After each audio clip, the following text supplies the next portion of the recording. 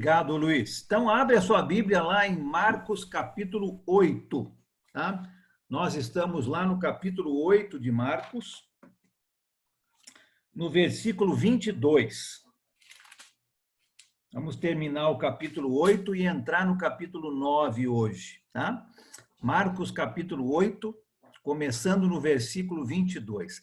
Vimos na semana passada que Jesus, através de 3 milagres, a cura da filha daquela mulher, né, que era gentia, a cura daquele homem surdo e a segunda multiplicação dos pães. Nós vimos semana passada Jesus, então, ensinando e passando tempo com gentios, né? Não com o povo judeu propriamente dito. E terminamos na quinta-feira passada falando sobre a falta de fé dos discípulos de Jesus. Lembra? Eles estavam atravessando o mar da Galileia mais uma vez, e os discípulos preocupados que não tinham trazido pão com eles. E Jesus tinha acabado de multiplicar os pães. Jesus, então, mostrando que eles precisavam ter mais fé nos ensinamentos de Jesus. Paramos aí. Agora, a partir do versículo 22, Jesus vai fazer uma outra cura, tá? A cura de um homem cego. E essa cura é muito interessante, tá? Ela vai se dar numa cidadezinha, numa vilazinha chamada Betsaida. Essa vila ficava bem do lado do mar da Galileia. Era provavelmente uma vila de pescadores também, e é ali que Jesus está. Então, Jesus atravessou o mar e está agora do outro lado do mar, nessa cidadezinha chamada Betsaida. Quem pode ler para a gente? Vamos ler o 22 ao 26. E aí a gente vai comentar um pouquinho. Quem quer ler esse texto aí, pode ler, por favor.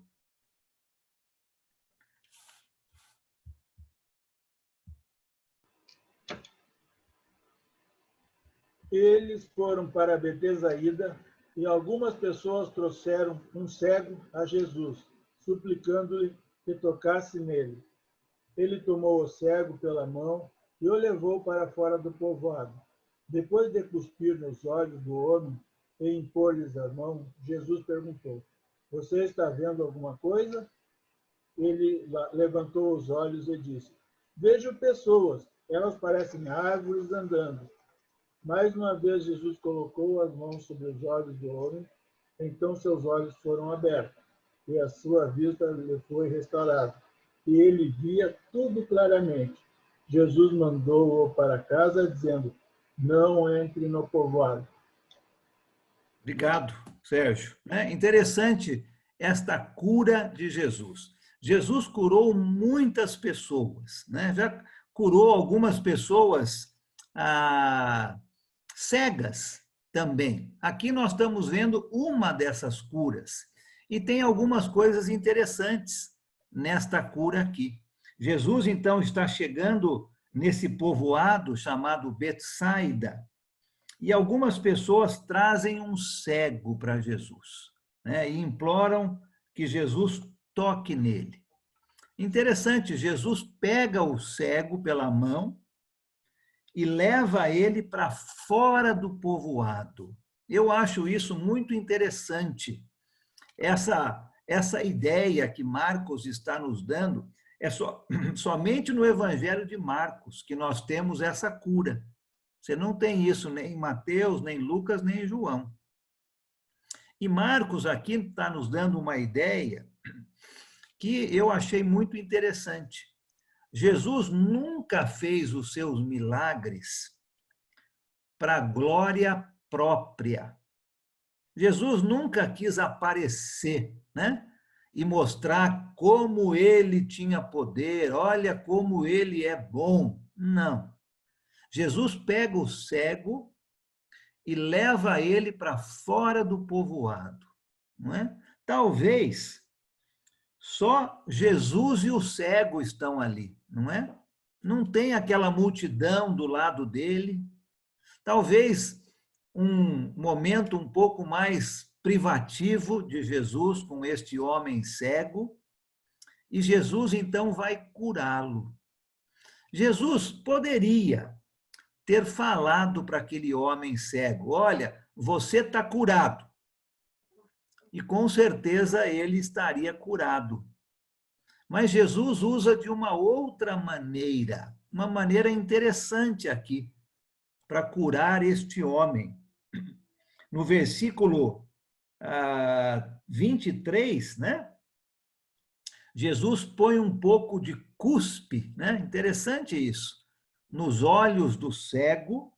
E depois, no versículo 35, Jesus mais uma vez coloca as mãos dele nos olhos do cego.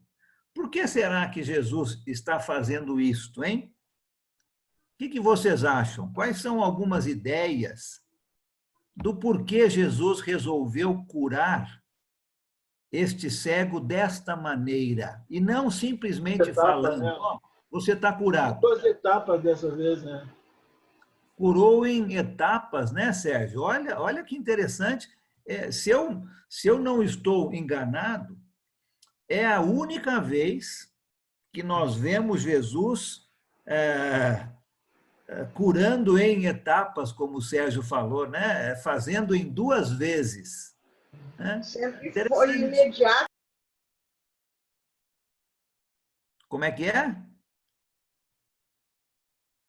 Está sem microfone, Juraci.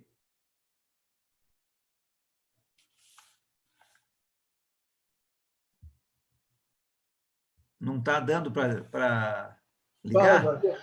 Agora sim.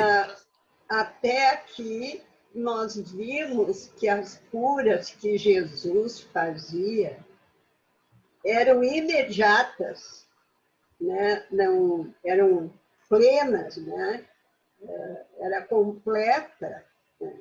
E aqui ele fez em etapas.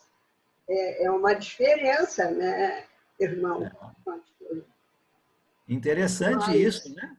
Muito interessante isso. Por que será? O que vocês acham? Quais são algumas ideias aí que vocês têm? Por que Jesus fez desta maneira com este homem cego? Eu acho que está ligado à questão da fé. Até quando, até que ponto vai a fé? Eu sinto aqui que quando ele tocou o homem ali, colocou, eu acho que aflorou a fé. Seria isso? É uma ideia muito boa, Adriana. Nós estamos falando sobre fé, né? O contexto desse milagre é sobre a fé. Vimos que aquela mulher gentia, né, que Jesus falou para ela, né, sobre os cachorrinhos, ela demonstrou uma grande fé. E Jesus reconheceu isso. Depois, e de pronto a fé. Como é que é, De pronto, a fé da mulher veio de pronto. A fé veio primeiro e a espera do milagre veio depois. Mas primeiro Exatamente. teve fé. Primeiro ela teve fé e demonstrou, né? Com certeza. Depois nós vimos Jesus curando aquele surdo, multiplicando os pães de novo, e vemos um episódio triste, né? Os próprios discípulos de Jesus, aqueles que estavam com ele mais na intimidade, faltava a fé para esses homens. E Jesus termina o texto, não é, que nós vimos na semana passada, no versículo 21. Será que vocês ainda não estão entendendo? Faltava fé.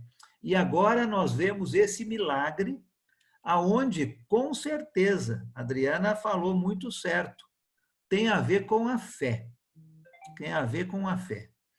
Por que será que Jesus faz assim para este homem? O que esse homem tinha de diferente aí que os outros não tinham? Não, eu entendo assim, ó, que eles foram para Betsaída e algumas pessoas trouxeram um cego a Jesus, suplicando-lhe que que tocasse nele. Então, a fé era daquelas pessoas que trouxeram o cego. Tá certo? Pode ser sim, Juraci, mas você se lembra que Jesus pega o cego no versículo 23 e leva ele para fora do povoado. Dá a entender que aquelas pessoas que trouxeram o cego para Jesus já não estavam mais ali, né? Parecia que era Jesus e o cego. Talvez Jesus e os seus apóstolos e o cego. Era um grupinho muito menor, né? O que será que Jesus está querendo mostrar? Talvez para o cego, talvez para os apóstolos, né? Tem a ver com a fé, sim, não é? Se você fosse uma pessoa cega, vou falar algo aqui que depois vocês vão achar que eu estou louco, né? Mas se você fosse uma pessoa cega, você não ia conseguir enxergar, não é mesmo? Né? Se você fosse cego, você não ia conseguir enxergar. Como será que o cego entenderia que alguma coisa estava sendo feita no seu corpo, se ele não estava conseguindo ver, não é? Eu penso que Jesus está demonstrando para aquele cego que alguma coisa diferente está acontecendo. Aquela saliva, apesar de ter sido de Jesus, né? Mas eu não creio que foi aquela saliva que tinha o poder de curar o cego. O poder estava com Jesus, né? Mas Jesus queria, de alguma maneira, demonstrar para o cego que alguma coisa estava sendo feita no corpo dele. E ele faz da primeira vez, e o cego fala: olha, eu estou vendo pessoas, elas parecem árvores andando. Nos dá a impressão de que este homem não era cego de nascença, né? Ele ficou cego por alguma razão, porque ele tinha uma ideia de como era uma árvore. Ele sabia que aquilo que ele estava vendo, mesmo sendo meio nublado, né, a visão meio distorcida, pareciam árvores, mas não eram, né? Ele estava vendo pessoas, mas pareciam árvores. Então, nos dá a ideia de que este homem não era cego de nascença. Jesus vai curar um homem cego de nascença também, mas esse aqui não era, né? E Jesus, então, toca mais uma vez nos olhos do cego, e aí a sua visão é completamente restaurada. Pode ser que Jesus esteja querendo mostrar para os seus discípulos que eles precisavam ter mais fé, né? Olha, a fé de vocês está como a visão desse homem aqui. Ela não está perfeita ainda. Ela pode ser melhorada e ela precisa ser melhorada. E aí, nessa segunda parte, a visão restaura inteirinha. Pode ser que Jesus esteja querendo mostrar para aquele homem, não é? Olha, veja o que eu estou fazendo com você. Também aumentando a fé daquele homem. A gente não sabe exatamente por quê, mas a gente pode pensar em algumas situações. Mas foi uma cura diferente, né? Jesus tinha todo o poder para falar: fica curado, assim como ele fez com aquele surdo, lembra? Quando ele falou efatá, né? Abra os seus ouvidos, e na hora o surdo começou a ouvir. Jesus poderia ter feito a mesma coisa. Particularmente, eu penso que Jesus está mostrando para os seus discípulos que a fé deles tem que aumentar, assim como a visão daquele cego estava melhorando até ficar completamente restaurada. Interessante, né? Agora, o último versículo desse texto que a gente leu, Jesus manda ele para casa e fala, ó, não entre no povoado, né? Ou seja, não conte para ninguém o que eu fiz. Impossível, né? Impossível. Se você fosse uma pessoa cega e você recebesse a cura da sua visão, você não ia contar isso para todo mundo, né? Mais uma vez, lembra? Nós já falamos sobre isso, mas por que será que Jesus fala isso para essa pessoa aqui? Não conte para ninguém aquilo que eu fiz para você. Lembra? Por que será que ele fala isso?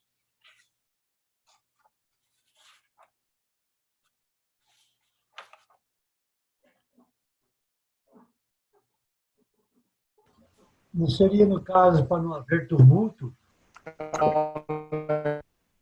Para não haver tumulto, Dirceu, sim, sim, tem a ver com isto, sim. Não adiantar a sua hora, né? Talvez. Como é que é, Sérgio? Não adiantar a sua hora. Não chegou a hora ainda, né? Lembra que Jesus precisava passar um tempo com seus discípulos ensinando. Lembra que os fariseus, os mestres da lei, já estavam tentando pegar Jesus em alguma coisa. Se todo mundo ficasse sabendo de todos os milagres, Jesus não iria ter mais sossego. E ele não conseguiria fazer aquilo para o que ele veio fazer. Então, ele fala para as pessoas, né? Olha, não espalha isso, né? Mas é quase que impossível, porque é lógico que se alguma coisa boa acontece para você ou para mim, nós vamos querer falar, né? Tá? Então, é isso que nós estamos vendo aqui.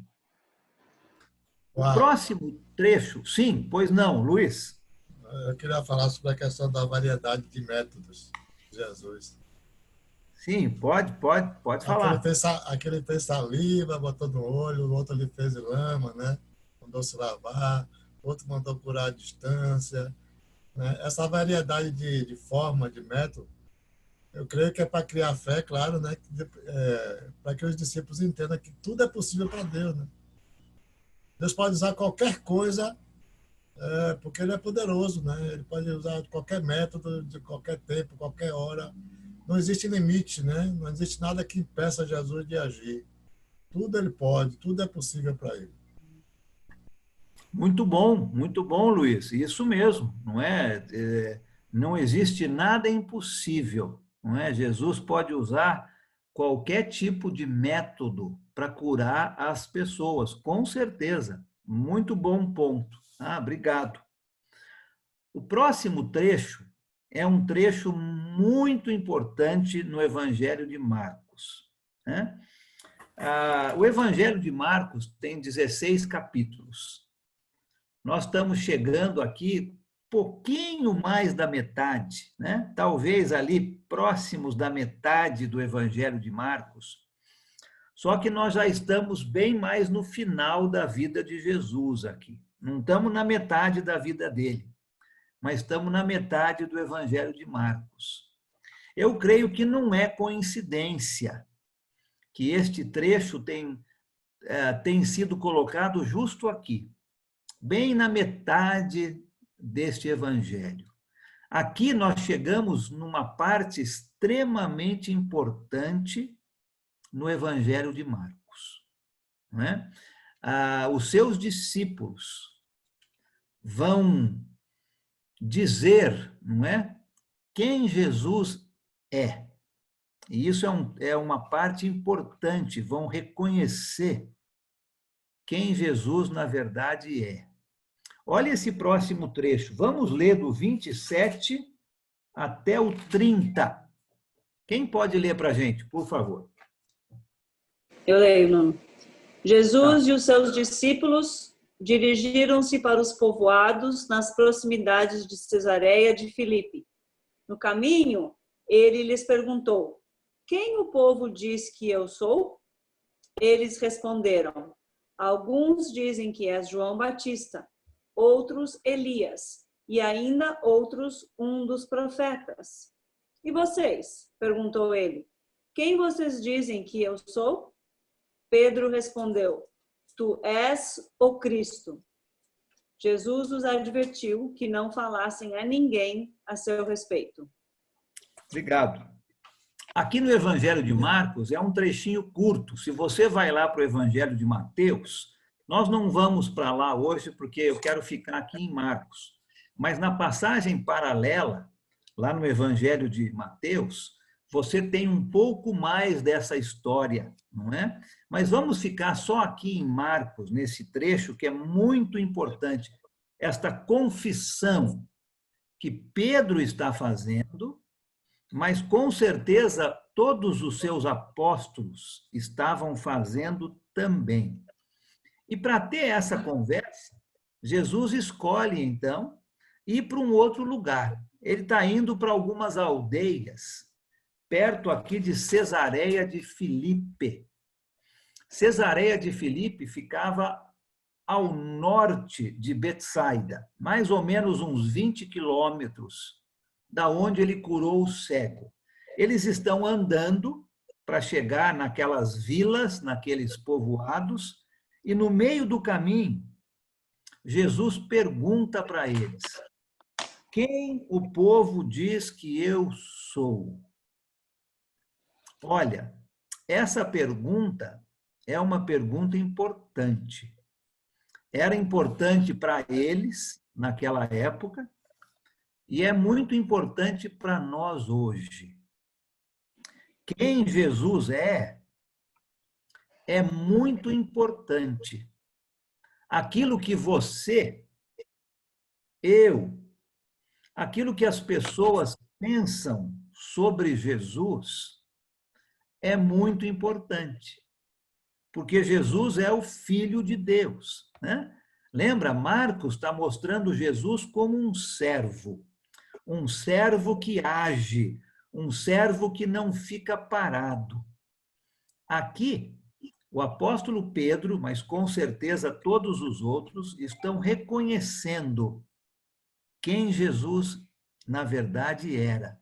E o povo tinha opiniões e pensamentos diferentes sobre quem Jesus era, né? No versículo 28, alguns estavam dizendo, o Senhor é João Batista. Outros estão dizendo, não, o Senhor é o profeta Elias. E outros estavam dizendo, não, o Senhor é um outro profeta, né? Então, as pessoas tinham opiniões diferentes de quem Jesus era. Mas Pedro tem a resposta certa, né? Pedro vai dizer, o Senhor é o Cristo. O Cristo. Interessante essa palavra Cristo, né? O nome de Jesus não era Jesus Cristo, né? Esse não era o nome dele, Cristo. O nome dele era Jesus.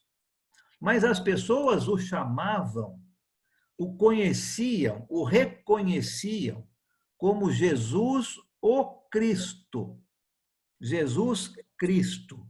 E a palavra Cristo é uma palavrinha grega, que quer dizer o ungido. É isso que a palavra Cristo quer dizer. Ungido. É a mesma palavra Messias. Messias é a palavra no hebraico. Cristo é a palavra no grego. Marcos está escrevendo para os romanos, né? Para o povo gentil. Então, ele vai usar Jesus Cristo. Não Jesus o Messias, mas Jesus o Cristo. E a palavrinha Cristo significa o ungido, o escolhido, o prometido por Deus. Pedro reconhece quem Jesus é. Enquanto os outros achavam que Jesus era somente um bom profeta, Pedro reconhece que Jesus é aquele prometido por Deus, o Filho de Deus. E isso é uma coisa importante para você e para mim. Porque tem muita gente hoje que acredita em Jesus, mas acredita que Jesus foi simplesmente um bom homem, né? Foi como qualquer outro profeta. Nada além disso. Nós temos uns vizinhos aqui, onde nós moramos. É muito interessante a história deles, né? Os dois são brasileiros, mas têm descendência persa, né? São de famílias iranianas. E a religião que eles seguem é uma religião chamada Bahá'í. Talvez você já ouviu, né? B-A-H-A-I, Bahá'í. Nesta religião, eles acreditam em Jesus, mas não acreditam que Jesus é o Filho de Deus. Acreditam que Jesus é um profeta, assim como Maomé. Mas na religião Bahá'í, eles têm o profeta deles, que é muito mais importante do que Jesus. Jesus foi um bom homem para eles, mas não o Filho de Deus. E para você, né? Quem Jesus é para você? Jesus é simplesmente mais uma boa pessoa, alguém que veio ao mundo, viveu uma vida boa, sofreu, mas nada além disso? Ou Jesus é o Cristo, o ungido, o prometido, o Messias, o Filho de Deus, né? Importante aqui, porque nós chegamos aqui quase que no clímax do Evangelho de Marcos, aonde os seus apóstolos agora estão reconhecendo quem Jesus era. A fé deles já está melhorando, né? A fé já está subindo de patamar. E eles agora estão confessando, né? Dizendo publicamente quem Jesus era. Interessante, de novo, você vai lendo esse texto, nós chegamos no versículo 30, Jesus fala a mesma coisa, não é? Olha, não digam para ninguém isso que vocês acabaram de falar. Interessante isso, de novo, né? Talvez a mesma ideia das suas curas. Jesus precisava de um tempo para passar com seus apóstolos. Jesus não queria muita comoção do seu lado, não é? Talvez, se as pessoas falassem em alta voz que Jesus era o Cristo, o Messias, isso iria irritar mais ainda aqueles mestres da lei, aqueles fariseus, não é? Jesus vai sofrer, nós vamos ver nesse próximo texto, mas ainda não havia chegado a sua hora, tá? Alguns até dizem que nesse momento nós estamos há uns 5 a 6 meses antes da morte de Jesus. Tá? Tem pessoas que fazem todos esses cálculos, né? E veem aonde que Jesus está, baseado nos outros evangelhos, e dizem que, nesta época, Jesus está há uns 5 meses da sua crucificação. Tá? Um momento importante aqui no nosso estudo. Quem é Jesus para você? É uma boa pergunta, né? É simplesmente mais uma boa pessoa ou é o Filho de Deus, o prometido, o ungido, o Messias, né? Pensa nisso bastante enquanto a gente passa um pouquinho para frente, tá? Olha comigo agora o próximo trecho.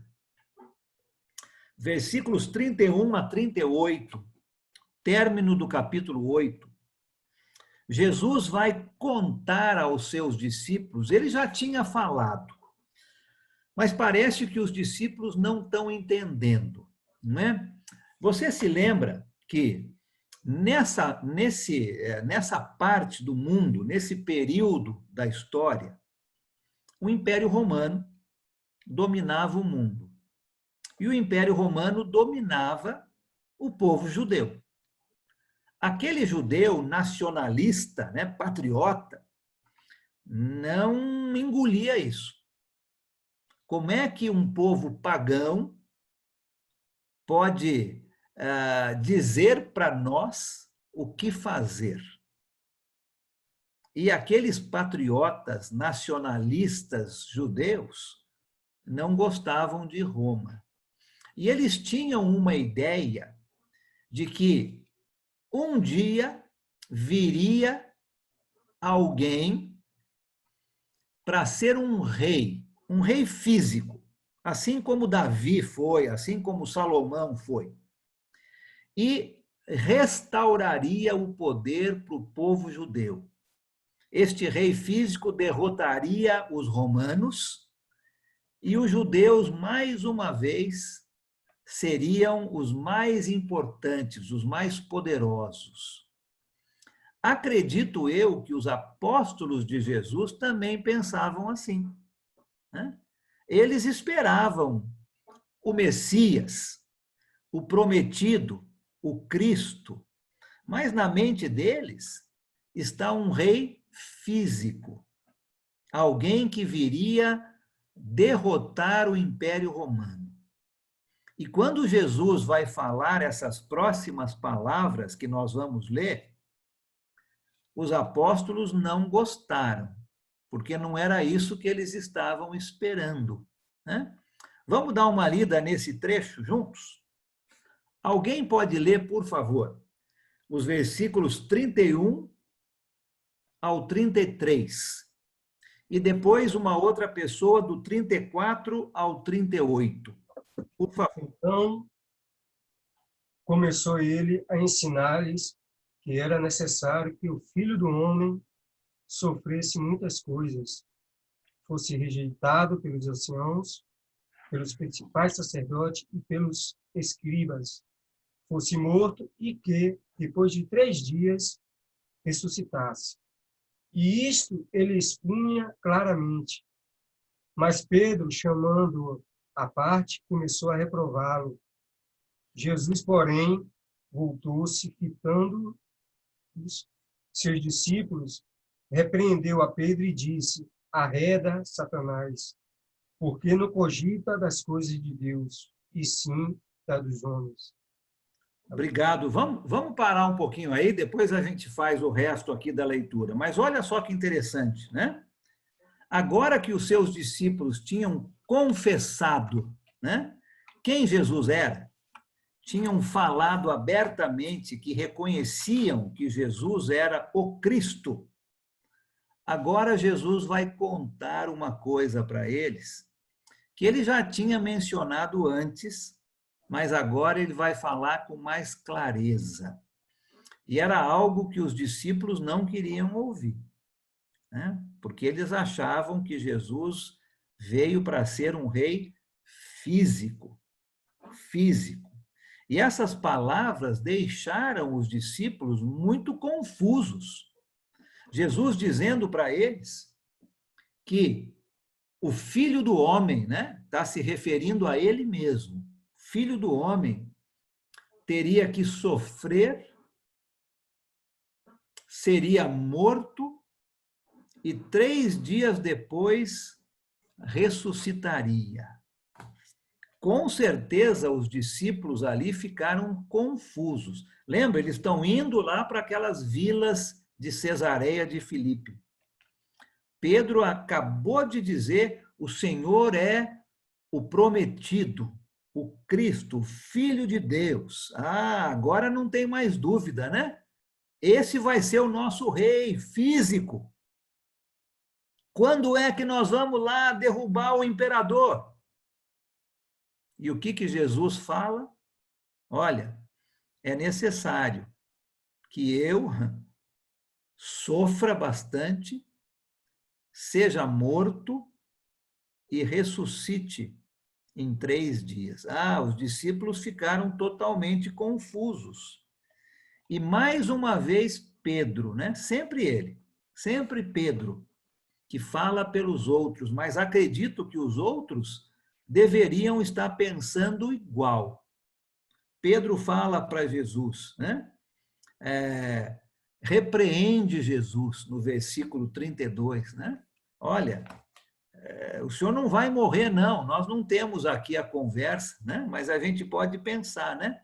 Que é isso, o senhor não vai morrer, não. Nós estamos aqui do seu lado, né? Para aquilo que der e vier. Vamos lá para Roma, vamos acabar com esse povo opressor, né? E começou a repreender Jesus. E Jesus, então, fala para Pedro palavras fortes, né? Palavras duras, para alguém que havia acabado de confessar que Jesus era o Filho de Deus. Jesus diz para Pedro: para trás de mim, Satanás, você não pensa nas coisas de Deus, mas nas coisas dos homens. Muito interessante isso aqui, né? Eu penso que a grande lição para você e para mim aqui neste texto é essa. Olha, nós temos que fazer uma escolha hoje. E a escolha é muito clara, né? Ou nós aceitamos os ensinamentos de Jesus, ou nós estamos junto com Satanás. Não tem meio termo, né? Ou nós aceitamos o que Jesus nos ensina, ou nós aceitamos o que o mundo nos ensina.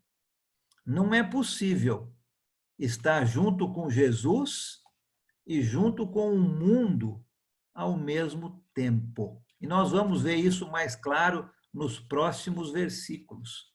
Mas é interessante a ideia que os judeus tinham deste Messias, deste Cristo, alguém que viria a ser um rei físico.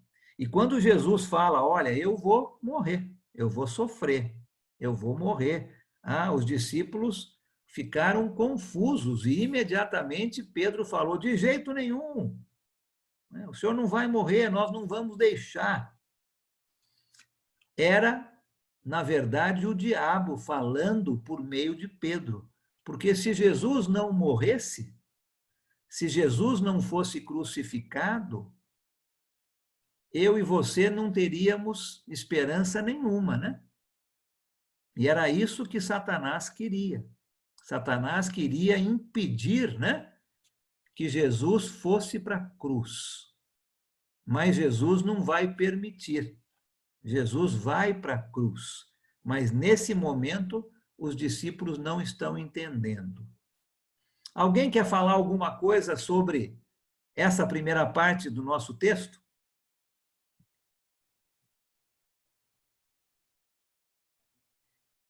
Tem a questão também do cumprimento das profecias, né, Alan?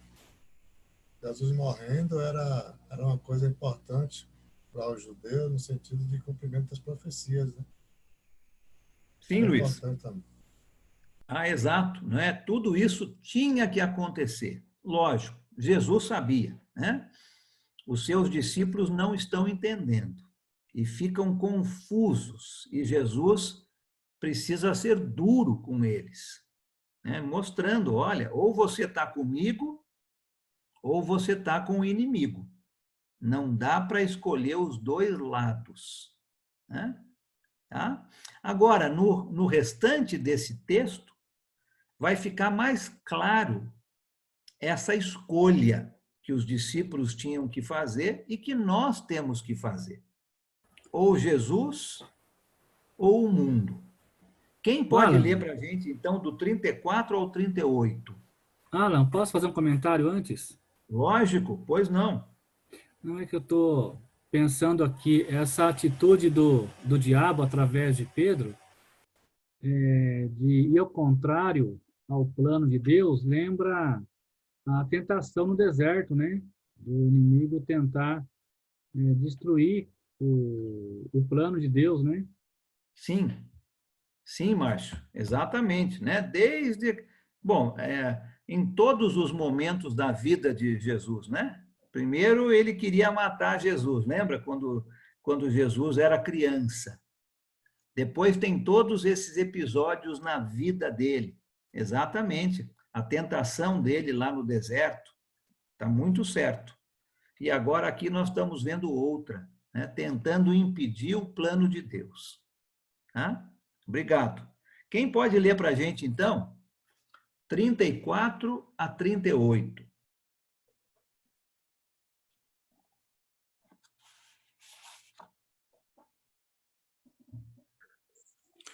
Então, convocando as multidões e juntamente os seus discípulos, disse-lhe: se alguém quer vir após mim, a si mesmo se negue, tome a sua cruz e siga-me. Quem quiser, pois, salvar a sua vida, perdê-la, e quem perder a vida por causa de mim e do Evangelho, salvá-la-á. Que aproveita o homem ganhar o mundo inteiro e perder a sua alma? Que daria um homem em troca da sua alma? Porque qualquer que nesta geração adúltera e pecadora se envergonhar de mim e da minha palavra, também o Filho do Homem se envergonhará dele, quando vier na glória de seu Pai com os santos e anjos. Muito obrigado, Richard. Né? Então, olha só que interessante o que Jesus continua dizendo para aqueles discípulos na ida deles lá para Cesareia de Filipe. Versículo 34, né? Se alguém quiser me acompanhar, mas eles já não estão acompanhando Jesus faz tempo? Sim, mas não é simplesmente acompanhar de estar do lado, né? Não é simplesmente acompanhar de ir para uma cidade para outra. É acompanhar no sentido de, olha, você vai fazer aquilo que eu estou ensinando ou não, né? Se alguém realmente quiser seguir Jesus de verdade, acompanhar Jesus, tem que fazer algumas coisas. Primeira delas, negar a si mesmo. Segunda coisa, tomar a sua cruz. E aí pode seguir Jesus. Vamos pensar um pouquinho nisso? Vamos pensar no que significam essas coisas que Jesus está dizendo aqui? O que significa para você negar a si mesmo? O que pode significar isso?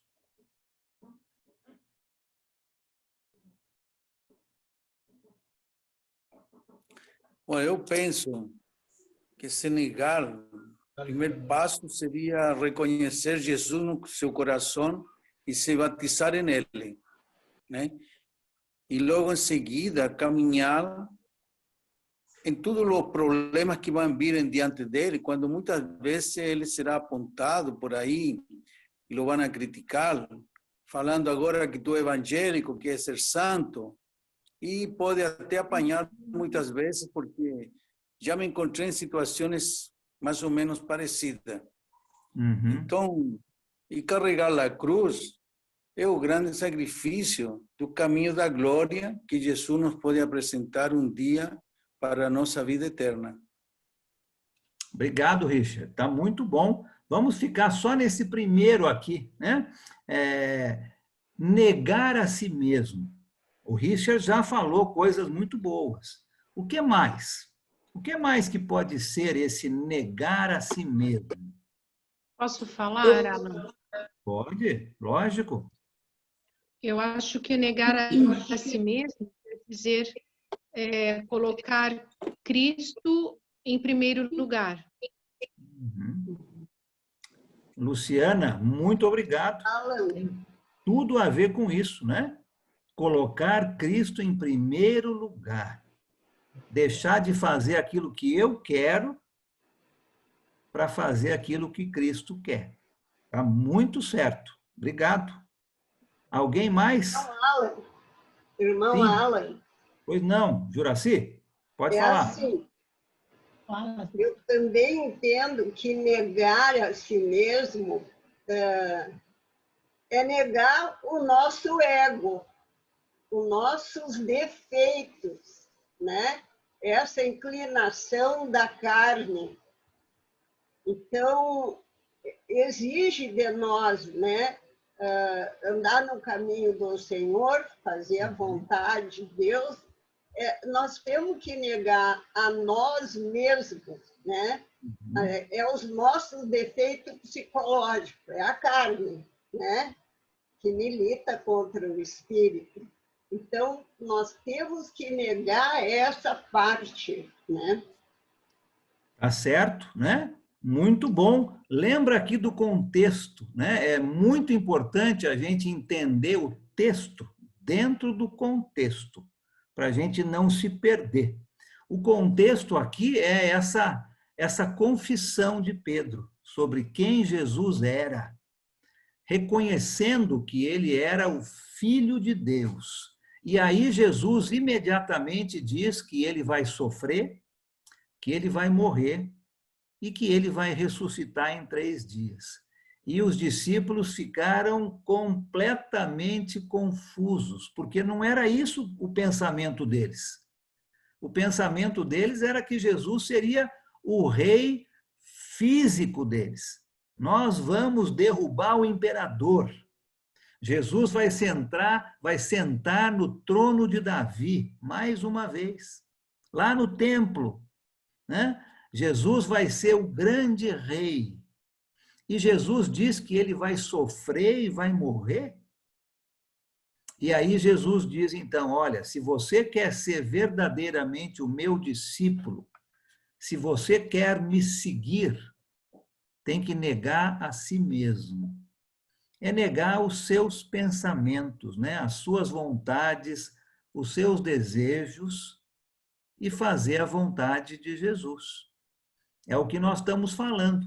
Não dá para fazer a vontade de Jesus e a vontade do mundo. Nós vamos ter que tomar uma decisão. Não dá para ficar em cima do muro. Se realmente, como Jesus fala no 34, né? Se alguém quiser me acompanhar, tem que parar com os seus desejos errados e fazer aquilo que Jesus deseja. A segunda coisa que nós vemos aqui é tomar a sua cruz. Interessante isso, né? Tome a sua cruz. Hoje nós temos uma ideia de cruz muito diferente da ideia que eles tinham.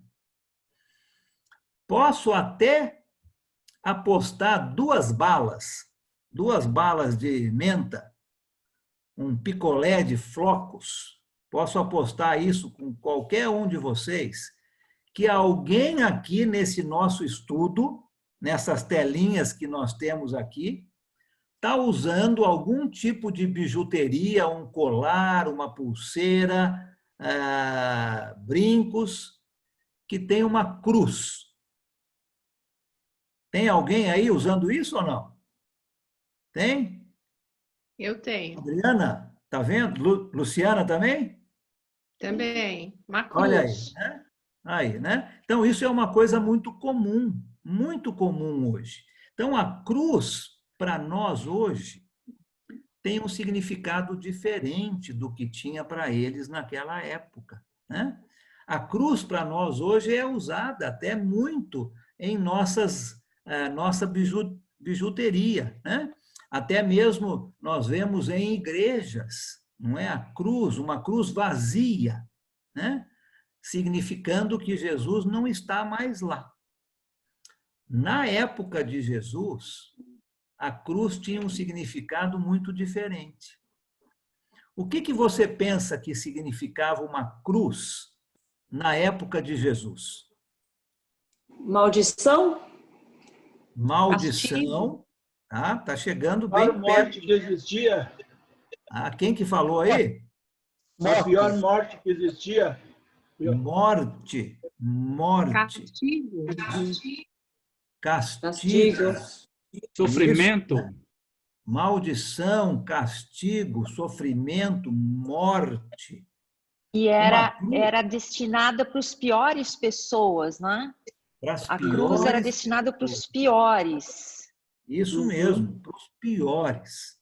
Então, quando Jesus fala, olha, tem que tomar a sua cruz, Jesus não está falando de um colar, não é de um brinco. Jesus não está falando de uma cruz vazia, simbolizando que ele não está mais na cruz, ele ressuscitou. Não é isso que Jesus está dizendo. Jesus está falando sobre uma morte, porque era isso que a cruz significava naquela época. Então, se alguém quiser seguir Jesus, em primeiro lugar, tem que negar a si mesmo. Já falamos sobre isso, né? Tem que fazer a vontade de Jesus e não a nossa. A segunda coisa, tem que tomar a sua cruz. E não é aquela ideia que a gente tem muito comum hoje, né? O marido pensando da esposa, a esposa pensando do marido, a namorada pensando do namorado e vice-versa. Ah, aquela pessoa é a cruz que eu tenho que carregar o resto da minha vida. Não é isso, né? Uma cruz não é isso. Uma cruz significava uma morte. Então, Jesus está ensinando, olha, para você e para mim, o que eu tenho que fazer morrer na minha vida para verdadeiramente seguir Jesus. Para cada um de nós, talvez seja uma coisa diferente, né? Uma cruz para um é diferente de uma cruz para outro. E quando eu falo sempre sobre uma cruz, eu lembro de um colega oftalmo lá de Itu, né? Quem é de Itu, acho que vai lembrar do Dr. Macruz, né? Mas não é disso que eu estou falando aqui, não. Estou falando de uma cruz, né? Então, qual é a cruz que você tem que fazer morrer? Você sabe o que é, né? O que está atrapalhando a sua vida de seguir Jesus, de acompanhar Jesus, como ele fala aqui, né, no 34. Se alguém quiser me acompanhar, tem que então negar a si mesmo, tomar a sua cruz, fazer morrer aquilo que está te atrapalhando. Pode ser você mesmo, pode ser o seu trabalho, né? Pode ser seus amigos, pode ser um vício que você tenha. O que é que está atrapalhando você, que tem que morrer, né? Você tem que tirar isso da sua vida para você poder seguir Jesus como ele deseja. Para mim, esse é o grande ensinamento aqui para você e para mim, né? E ele continua dizendo, quem quiser salvar a sua vida, na verdade vai perdê-la, não é? Se você não está tirando aquelas coisas que estão te atrapalhando, você está se auto-enganando. Você está achando que está tudo bem, mas você vai acabar perdendo. Mas quem perder a sua vida por minha causa e pelo Evangelho vai ganhar, né? O que adianta o homem ganhar o mundo inteiro e perder a sua alma? A importância não é da nossa alma. O que adianta hoje alguém ter tudo aquilo que precisa para o seu conforto, mas não ter Jesus em primeiro lugar? Não adianta nada, vai acabar perdendo. Não adianta nada nós termos todas as coisas ao nosso redor, família, amigos, uma boa situação financeira, conforto, isso é tudo muito bom, né? Ninguém é contra isso.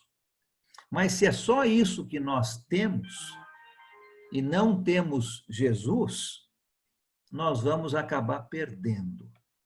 O mais importante é seguir Jesus. E é isso que eu quero que a gente pense nesse finalzinho do nosso tempo aqui, né? O que é que você precisa fazer morrer na sua vida para você verdadeiramente seguir Jesus? Jesus e o mundo, ao mesmo tempo, não dá. Tem que ser um ou tem que ser o outro. E cada um de nós pode pensar: o que eu preciso modificar na minha vida? Eu já sei que eu tenho que negar a mim mesmo, tomar a minha cruz e seguir Jesus. E se eu fizer isto, eu vou ganhar, Jesus está dizendo, né? Eu vou ganhar a minha vida, a vida eterna. Você vai passar o resto da sua vida com Jesus. Quem quer trocar 80, 90 anos aqui nessa terra por uma eternidade com Jesus? É isso que Jesus está dizendo, né? Mas a escolha é nossa. Jesus não vai forçar ninguém. Nós temos que tomar o primeiro passo e decidir seguir Jesus. Quem quer falar um pouquinho sobre isso? Já estamos aqui estourando o nosso horário, mas pode falar. Quem quiser falar aí, por favor. Alan, esse texto também... Irmão Alan, é assim, essa escolha é diária, é permanente, né? Ela é contínua. Não é uma vez fez a escolha a favor de Jesus e depois esquecer isso, viver as coisas do mundo. Não. Escolher Jesus é todos os dias da nossa vida. Não é? Pequenas ou grandes coisas, que nada é nada perto de Jesus. Mas temos que escolher diariamente. Muito obrigado, Juraci, né? Não é uma escolha que eu faço num dia, depois no outro eu desfaço. São todos os dias, isso mesmo. Obrigado. Adriana? Oi, Alan, também é um comentário só. Eu estou aprendendo naturalmente aqui, mas o que eu senti nesse texto de hoje, uma coisa muito forte, mas muito forte mesmo.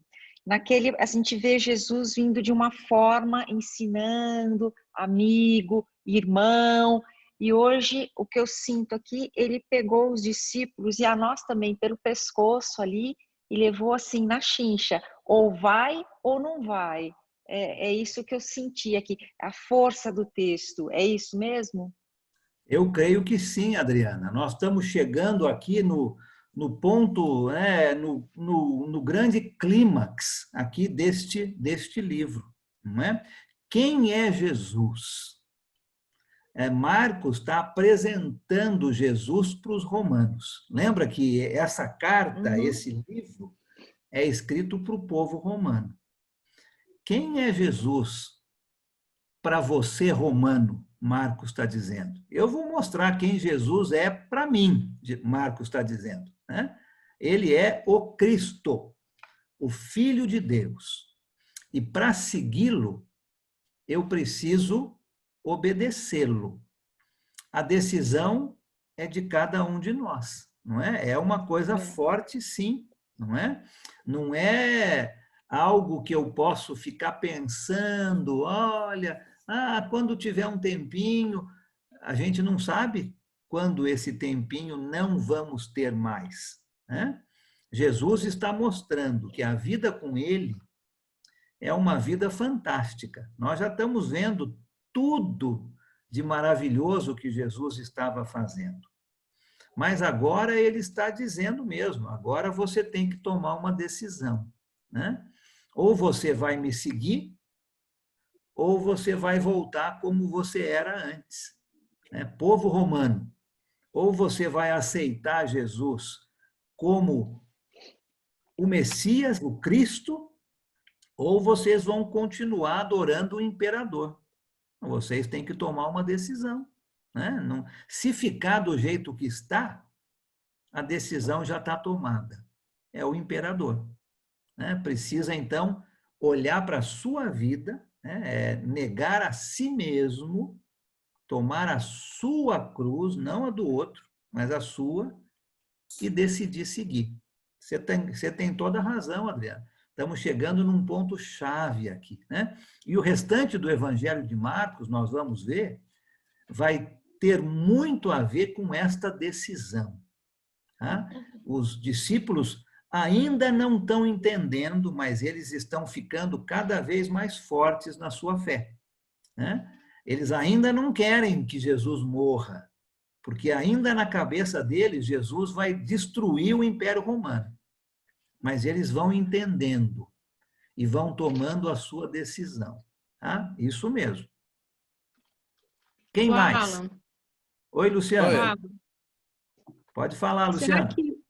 Será que nesse momento que Jesus anuncia que ele vai partir, os discípulos não se sentem, ou não sentem que vão ficar sem o guia, sem a direção? Porque para eles, naquela época, seguindo Jesus fisicamente, ali acompanhando, vendo tudo que ele fazia pelas pessoas, as lições e tudo mais, se tornou, de certa forma, um aprendizado contínuo, e eles se sentiam protegidos ali. Sim. Sim, eu penso que sim. Lembra, todos eles deixaram tudo, Suas profissões, deixaram tudo, suas famílias, até muitos deles. E se essas pessoas que estão fazendo esse cálculo de calendário estiverem certas, vamos supor que nós estamos aqui há 6 meses da morte de Jesus. Vamos supor que eles estão certos nesses cálculos. Então, Jesus já tinha passado uns 2 anos e meio a 3 anos com estes homens. E talvez fazia uns 2 anos e meio a 3 que eles tinham deixado tudo. Mateus, você lembra? Deixou de ser um coletor de impostos. Não dava para voltar mais para a profissão. Os outros deixaram de ser pescadores. Abandonaram tudo. Com certeza, eles sentiam uma segurança junto com Jesus. Se Jesus vai morrer, o que vai acontecer com a gente? Sim, eu penso que tudo isso está passando pela cabeça deles. Nós abandonamos tudo. E agora Jesus vai morrer? Não pode.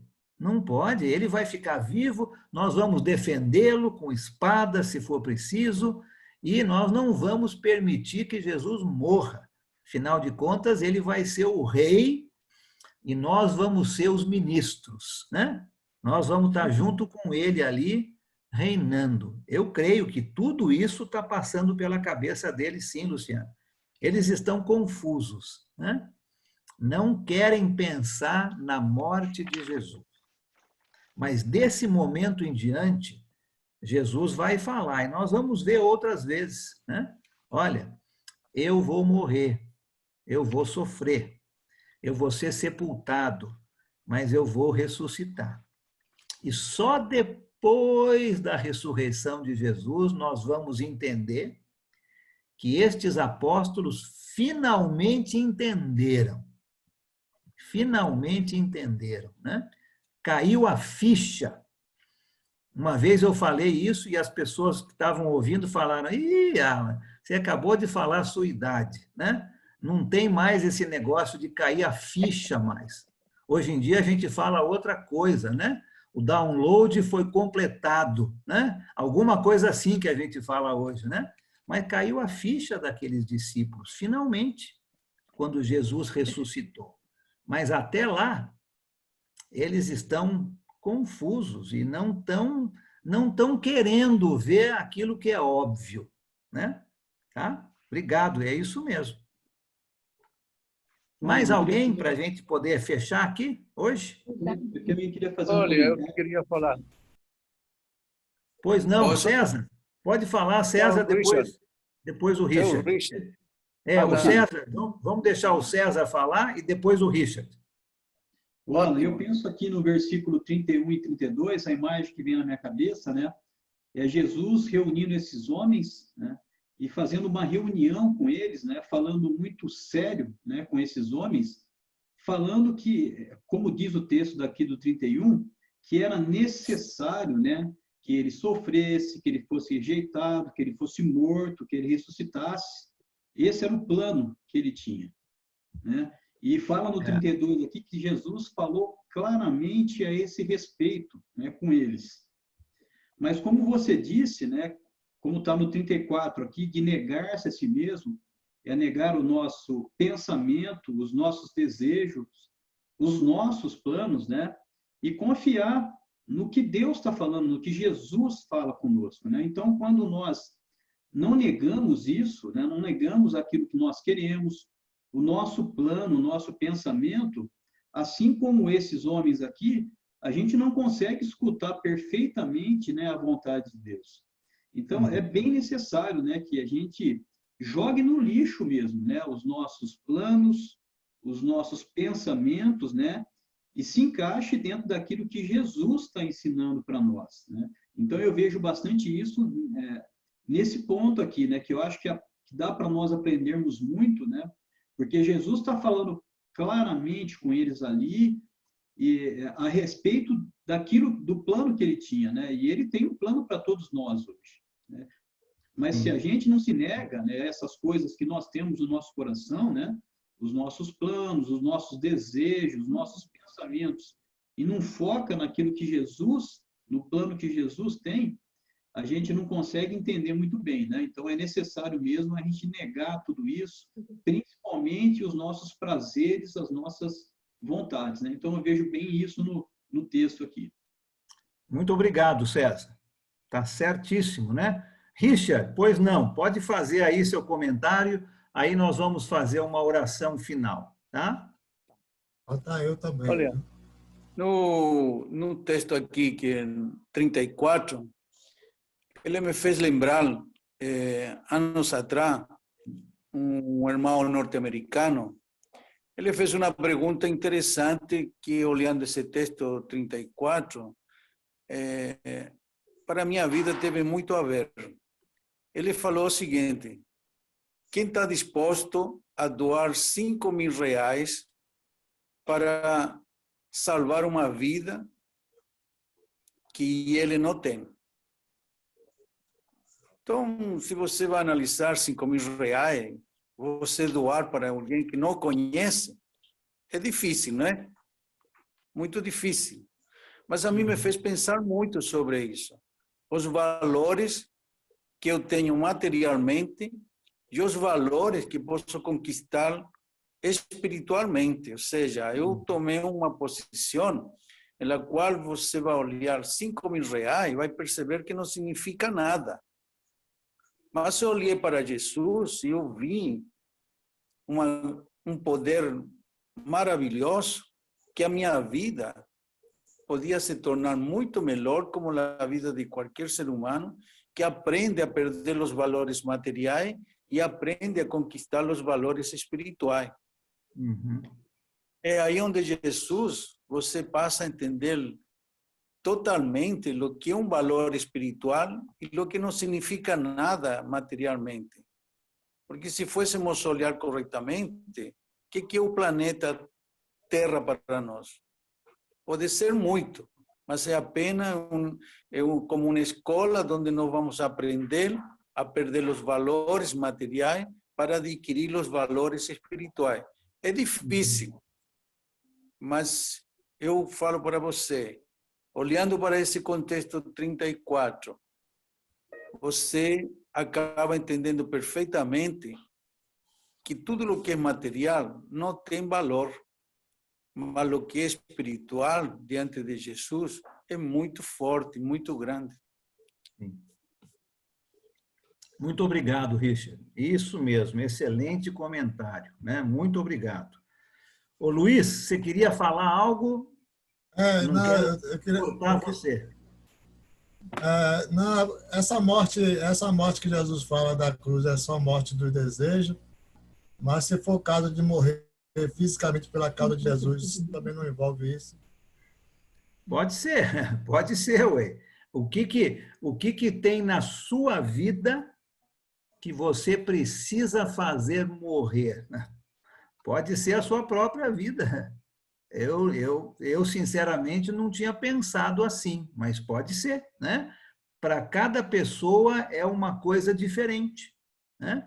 O que está nos atrapalhando para seguir Jesus, né? Então, é isso que nós temos que pensar, tá? Muito obrigado a todos. Alan, seria melhor atrapalhando para seguir Jesus ou para crescermos espiritualmente? O que está nos atrapalhando? Eu acho que é a mesma coisa, Sérgio, né? O que está nos atrapalhando de seguir Jesus? É a mesma coisa de o que está nos atrapalhando de crescermos espiritualmente, né? Eu acho que você pode usar isso dessas duas maneiras. Porque cada um tem uma coisa diferente. Porque eu encaro no sentido que a gente já está seguindo Jesus, né? Sim, exatamente. Né? Colocação, por isso que eu fiz essa outra colocação. Entendi, sim, para aqueles, exatamente, né? O que está nos impedindo de crescer mais? Tá certo, pode ser usado nesse sentido também, tá? Semana que vem, nós vamos entrar no capítulo 9. Eu quero que você leia o capítulo 9, prestando atenção bem no comecinho do capítulo 9. Nós vamos falar de um episódio aí um pouquinho diferente, chamado de transfiguração. Vamos entender o que é isso e o que essa transfiguração tem a ver com o que nós estudamos hoje. Tá? As coisas estão ligadas. Não é porque a gente vai falar isso na semana que vem que o que a gente falou hoje agora é um assunto novo. Não, as coisas estão todas ligadas, né? Se a gente estudasse Marcos de uma vez só, nós íamos ver tudo isso interligado. Então, lembra no que a gente está falando hoje? Leia o comecinho do capítulo 9 e vamos estudar um pouco sobre o que significa essa transfiguração. Tá bom?